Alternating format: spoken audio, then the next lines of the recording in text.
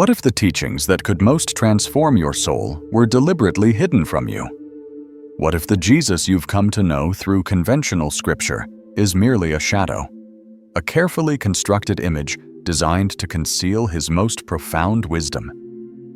For 2,000 years, we've been told that salvation comes through belief, that faith alone illuminates the path to divine connection. But what if this teaching is itself a veil, a comforting illusion that keeps us from confronting the startling truth that Jesus actually taught? The historical Jesus spoke of knowledge, gnosis, not as information to be learned, but as a direct, transformative experience of reality that shatters the prison of ordinary perception. This gnosis reveals not a distant God demanding worship, but the divine spark already burning within each human soul, waiting to be recognized beneath layers of cosmic deception. The Gnostic Jesus didn't come to save humanity through his death. He came to awaken us to our true nature through his life and teachings systematically suppressed, altered, and hidden by those who feared their revolutionary power. What if the greatest spiritual deception wasn't turning away from God, but accepting a version of divinity that keeps us eternally separated from our own divine essence? As we journey together through these hidden teachings, prepare to question everything you thought you knew about Jesus, salvation, and the very structure of reality itself. For in the end, the truth doesn't set you free. Recognizing that you were never truly imprisoned does. In the dry sands of Egypt in December 1945, a discovery occurred that would forever change our understanding of early Christianity. A local farmer named Muhammad Ali al-Saman, while digging for fertilizer near limestone caves in Nag Hammadi, uncovered a sealed earthenware jar. Inside lay 13 leather-bound papyrus codices, ancient books containing over 50 Gnostic texts, many previously unknown to the modern world. These writings, buried for nearly 16 centuries, had been hidden away during a time when such teachings were being systematically destroyed as heretical. What was so dangerous about these texts that they needed to be concealed rather than destroyed? They contained an alternative vision of Jesus, one who spoke not of sin and redemption, but of illusion and awakening. The Jesus of these forbidden Gospels taught that our world was created not by the ultimate divine source, but by lesser, imperfect beings called Archons, ruled by a flawed creator known as the Demiurge.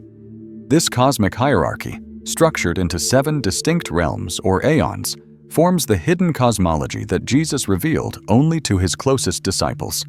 In texts like the Apocryphon of John, the Gospel of Philip, and the Pistis Sophia, we find Jesus speaking as a revealer of mysteries, a teacher of cosmic truths too profound for the unprepared mind. If I told you what is above, you would not believe, he says in one passage, and if I revealed what is below, you would be terrified. These teachings weren't meant for the masses, but for those with ears to hear, those ready to recognize the divine spark within themselves. The Jesus of these texts doesn't demand worship, but offers liberation through self-knowledge. If you bring forth what is within you, he says in the Gospel of Thomas, what you bring forth will save you.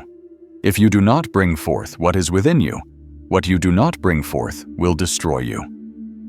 As you journey with us through these veiled teachings, you become part of a lineage of seekers stretching back through millennia, those who sensed there was something more, something hidden beneath the surface of conventional spiritual teaching.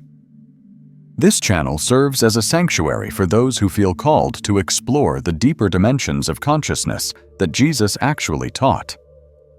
If the words you're hearing resonate with something ancient yet familiar within you, consider joining our community of modern Gnostics. Subscribe to walk this path of inner knowing with us.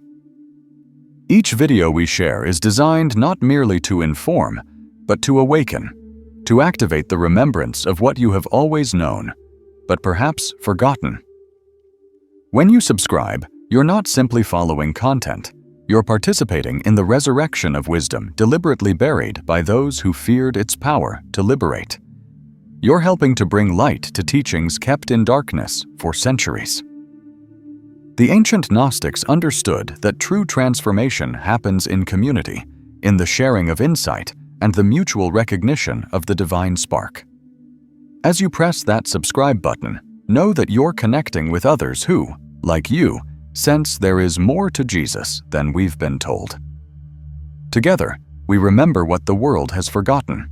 Together, we unveil what has been concealed.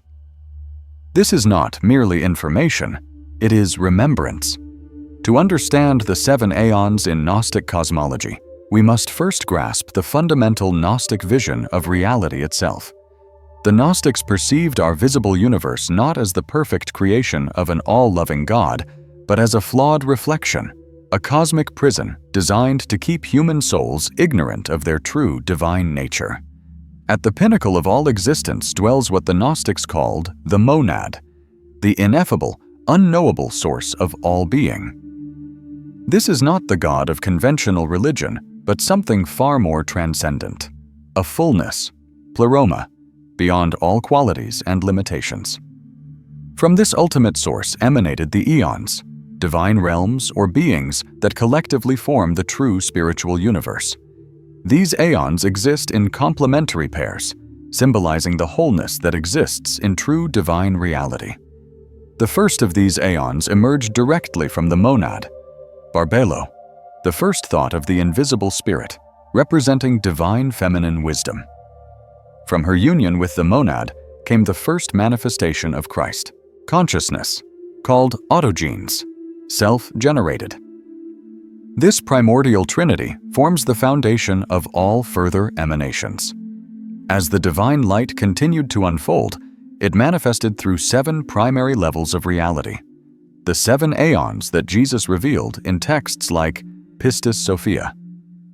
Each Aeon represents not merely a place, but a state of consciousness, a vibrational frequency, a dimension of being. The lowest of these Aeons borders our physical universe, while the highest approaches the ineffable light of the monad itself.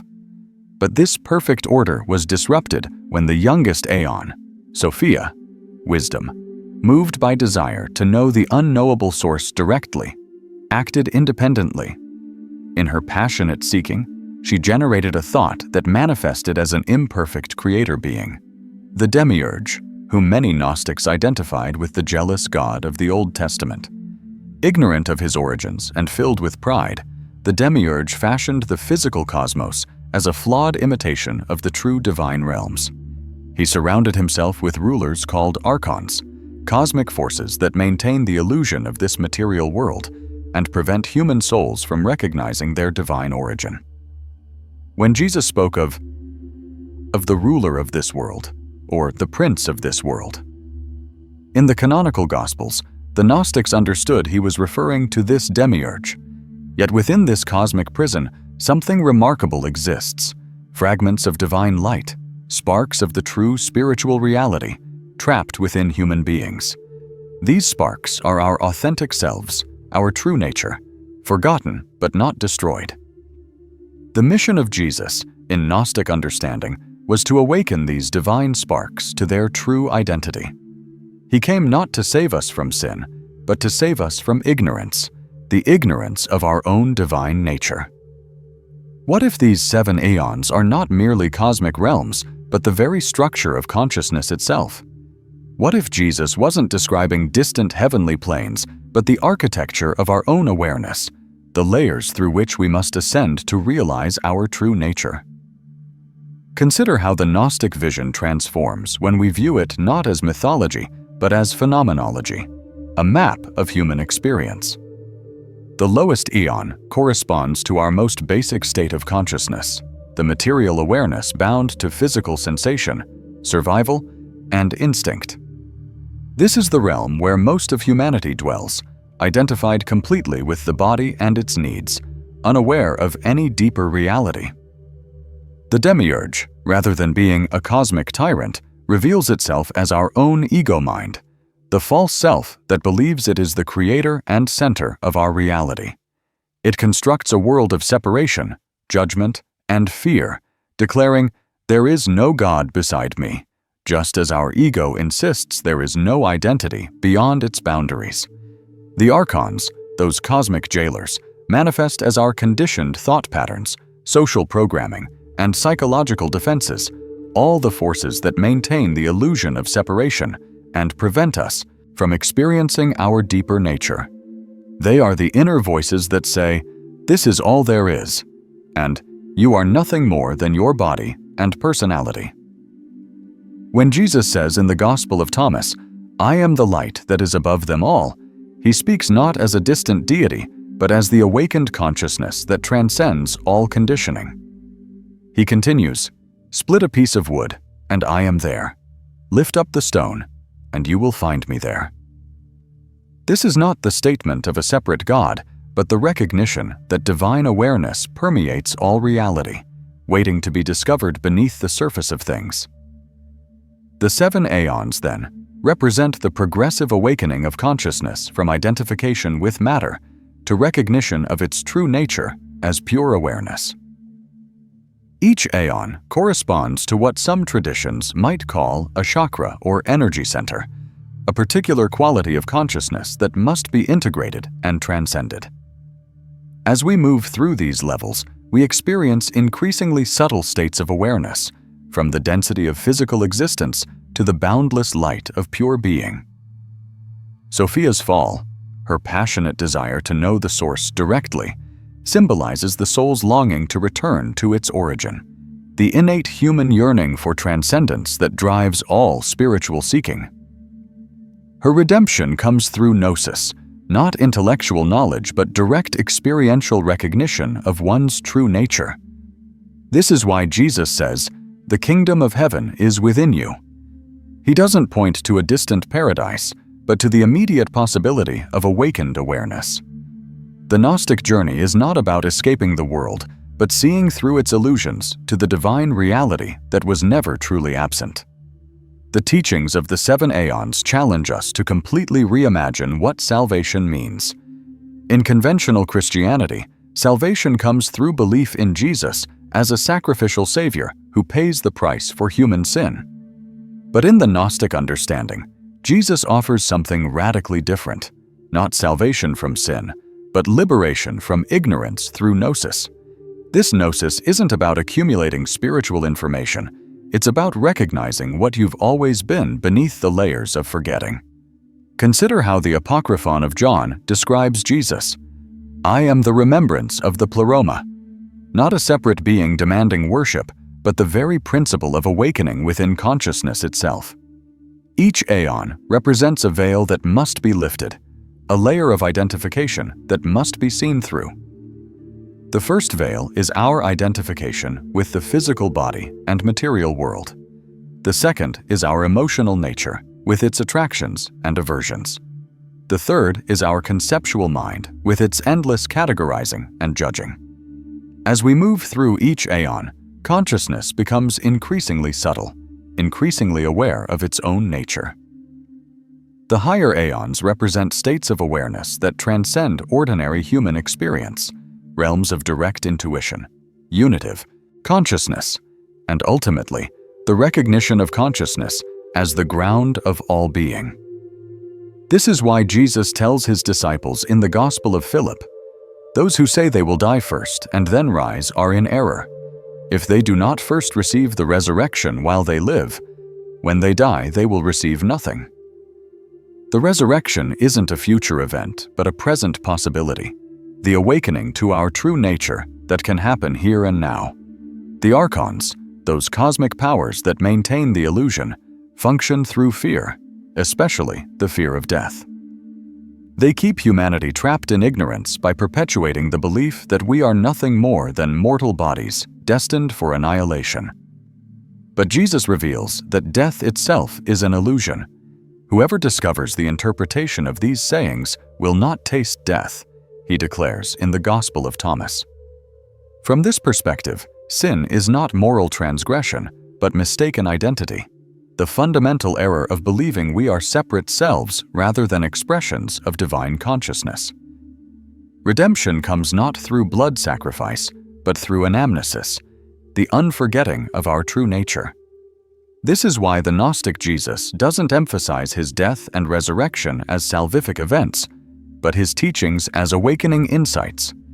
He doesn't say, "Believe in me," but rather, "Become like me. Realize the same Christ consciousness that I embody." The 7 Aeons reveal that the journey to awakening isn't about reaching a distant heaven, but about seeing through the layers of illusion that separate us from the divine reality that is already present. If these words have awakened something within you, a remembrance of truth beyond the conventional narratives, let that recognition be acknowledged. The ancient Gnostics understood that when divine wisdom resonates within the soul, it creates a harmony, a sympathetic vibration that confirms its authenticity. This resonance is not intellectual agreement, but a deeper knowing that transcends the thinking mind. When you feel this resonance with the teachings of the 7 Aeons, expressing your recognition helps strengthen the field of awakening consciousness in our world.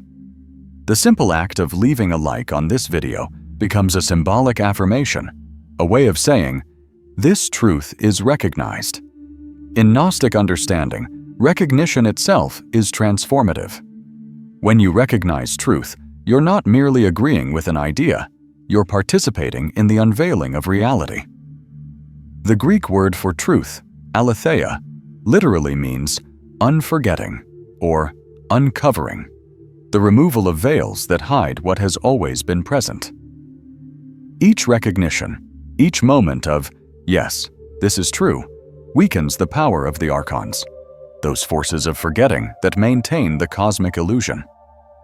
By acknowledging the resonance you feel with these teachings, you help create a community of remembrance in a world structured to make us forget our divine nature. Your engagement becomes part of a larger awakening, a collective recognition that transcends individual experience. As the Gospel of Philip states, "Those who have received the light see. Those who have not received it dwell in darkness." Your recognition of truth is itself a receiving of light, and in sharing that recognition, you help illuminate the path for others who are still finding their way through the 7 Aeons of consciousness. How might these ancient Gnostic teachings of the 7 Aeons transform your daily experience if you took them not as abstract cosmology, but as a practical map of consciousness? Imagine waking tomorrow morning with the awareness that your ordinary sense of self, the I that worries about bills, career advancement, social approval, is actually the Demiurge, a limited creator consciousness that has forgotten its true origin. How would you relate differently to your thoughts, emotions, and the dramas of daily life? Notice how often you find yourself trapped in what the Gnostics would recognize as the lower Aeons, states of consciousness dominated by fear, desire, and the illusion of separation. Perhaps you're driving to work, caught in traffic, feeling the familiar frustration rising within you.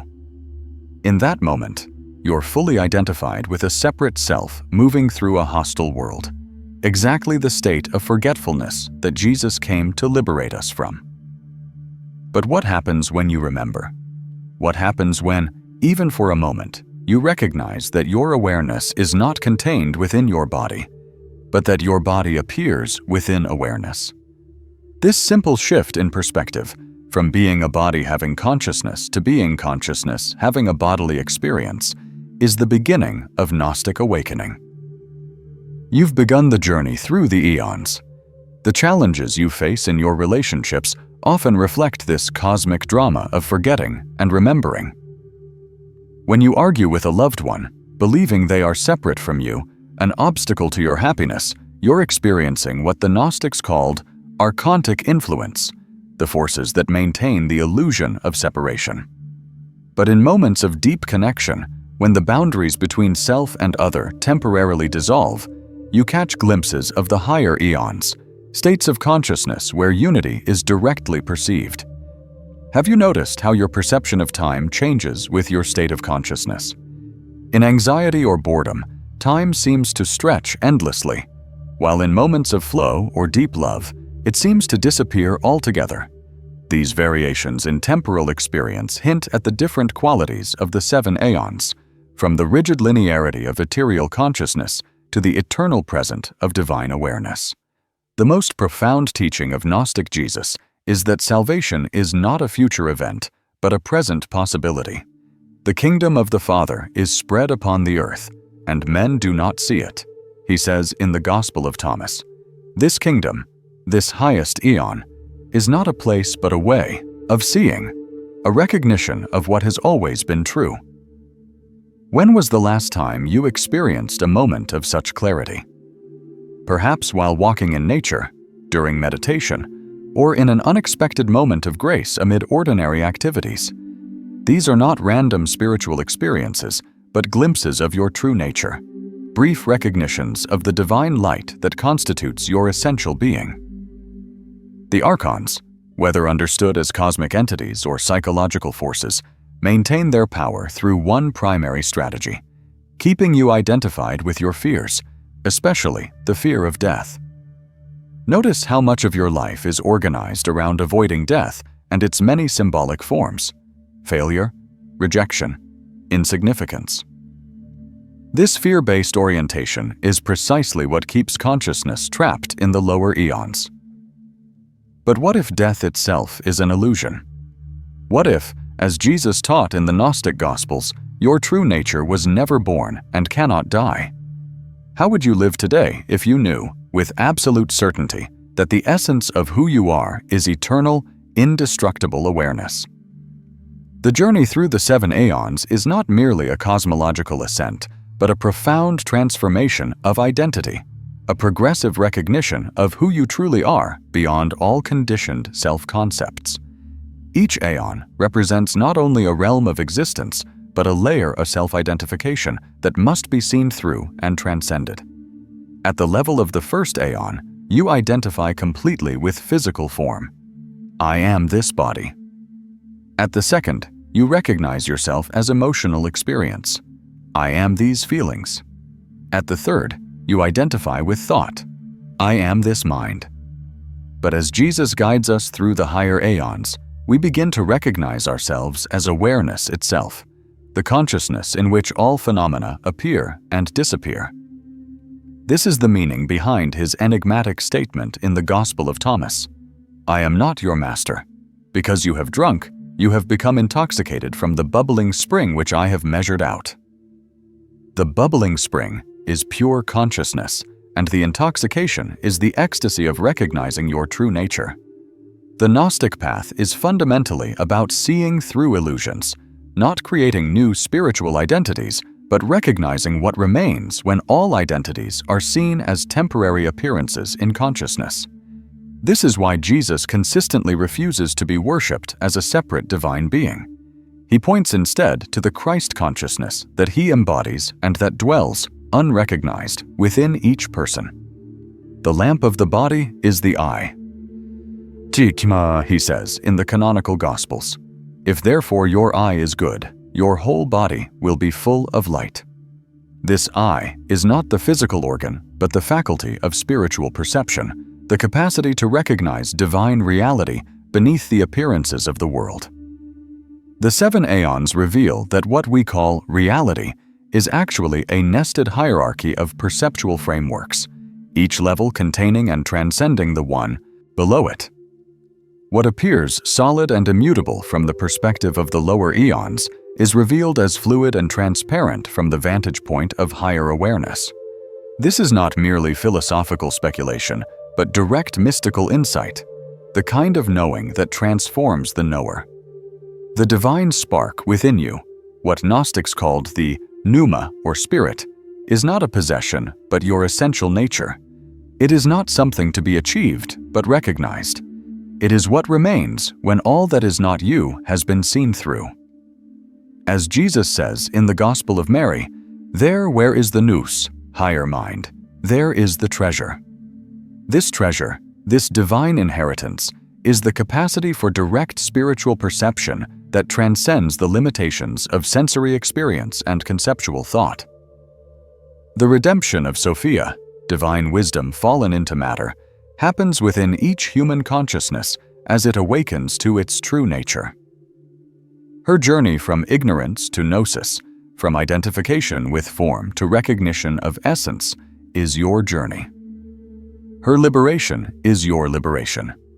This is why Jesus taught that the kingdom of heaven is not a place to be reached, but a state of consciousness to be realized. Neither shall they say, "Lo here," or "Lo there," for behold, the kingdom of God is within you. The 7 Aeons are not distant cosmic planes, but the very structure of your own awareness, waiting to be recognized through the eye of Gnosis. Perhaps in the end, the most profound teaching hidden within the Gnostic scriptures is not about cosmic hierarchies or esoteric knowledge, but about the nature of perception itself. The 7 Aeons reveal that what we call reality is not something objective existing outside us, but a series of perceptual frameworks, ways of seeing that create what is seen. The Demiurge is not merely a cosmic tyrant, but the principle of misperception, the tendency to mistake appearance for reality, form for essence. When Jesus says, "I have cast fire upon the world, and see, I am guarding it until it blazes," he speaks of the transformative awareness that burns through illusion, revealing the divine light that has always been present. This fire is gnosis itself, not information, but illumination. The journey through the eons is not about ascending to some distant heaven, but about seeing through the veils that make heaven seem distant in the first place. The kingdom is not coming. It is already here, hidden in plain sight by our conditioned ways of seeing.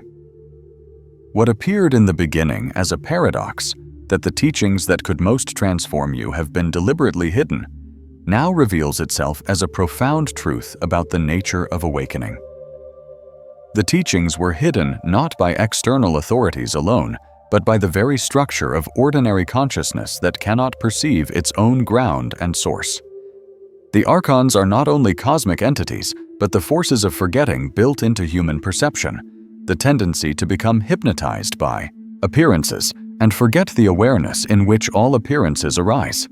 This is why Jesus speaks in parables and paradoxes, not to obscure the truth, but because direct statements about reality are inevitably misunderstood by minds conditioned to perceive separation, where there is only unity. "I and the Father are one," he declares, not as a claim to unique divinity, but as a statement of the fundamental non-duality of consciousness and its source. The most radical teaching of Gnostic Jesus is that there is no distance to travel, no gap to bridge between humanity and divinity. The separation is an illusion created by a way of seeing that divides what is whole. Salvation is simply the recognition of what has always been true, that your essential nature, beneath all conditioned identities, is the same uncreated awareness that Jesus called the Father. This is why he says in the Gospel of Thomas, "If you bring forth what is within you, what you bring forth will save you. If you do not bring forth what is within you, what you do not bring forth will destroy you." What must be brought forth is not belief or moral perfection, but the recognition of your true nature, the divine spark that has never been separate from its source. The 7 Aeons are not steps to climb, but veils to see through, layers of identification that dissolve in the light of recognition. The journey ends where it began, with the startling discovery that there was never anyone separate from divine reality who needed to make the journey in the first place. What word arises within you as these teachings of the 7 Aeons settle into your consciousness? Is it remembrance, awakening, recognition, or perhaps something entirely personal that captures your own journey through the veils of perception? Share that single word in the comments below, not as casual feedback, but as a sacred declaration of what has been revealed to you. In the Gnostic tradition, names and words carry power. They are not merely labels, but vibrational keys that unlock dimensions of consciousness. By sharing your word, you participate in the creation of a living lexicon of awakening, a shared language that helps others recognize what they have always known, but perhaps forgotten. Your comment becomes not just communication, but communion, a recognition of the divine spark in each other that transcends the illusion of separation. What has been revealed to you today is yours to integrate, yours to embody. Let your words stand as a marker on the path, a sign that points not to some distant truth, but to the immediate reality of your own awakened nature.